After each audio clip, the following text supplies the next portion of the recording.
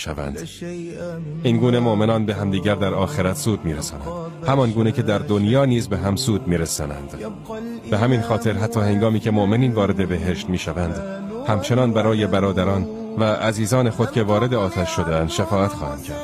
حسن بصری در مورد قول الله میگوید: هیچ دوست صمیمی و دلسوزی نداریم، کاش به دنیا برمیگشتیم تا از زمره مؤمنان میشدیم. پس از معنای آن سوال شد. حسن بصری گفت: هنگامی که اهل بهشت در بهشتند و شروع به یاد کردن یارانشون در دنیا میکنند، کی از آنها میگوید که دوستان فلانی چه کار کرده؟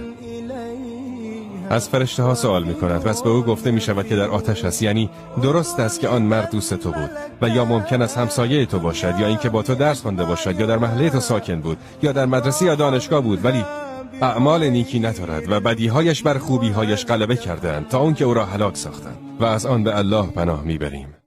پس این مؤمن میگوید که پروردگارا، سعادت و خوشبختی من در بهشت کامل نمیشود مگر به همراه دوستم فلانی. پس الله تعالی امر میکند که آن دوست از آتش خارج شود. پس اهل آتش خواهند گفت که چه کسی شفیع او شد؟ کسی او را بیرون آورد. آیا برادرش شهید است؟ گفته میشود نه. پدرش شهید است؟ گفته میشود نه. پس چه کسی برای او شفاعت کرد؟ و گفته که دوستش فلانی برای او شفاعت کرد.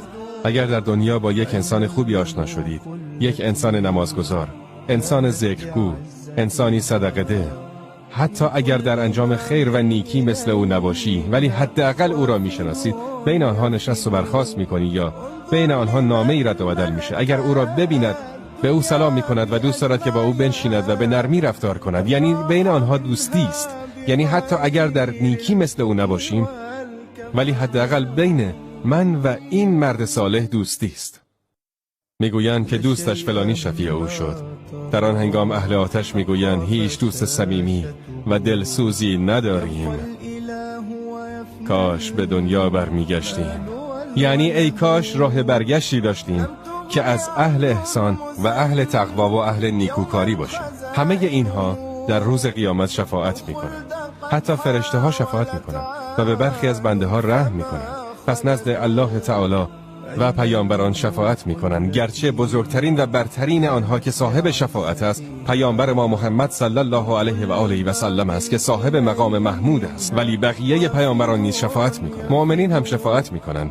هرچه انسان بیشتر اهل صلاح باشد و بیشتر الله را دوست داشته باشد، پس همانا الله عزوجل شفاعت او را قبول خواهد کرد.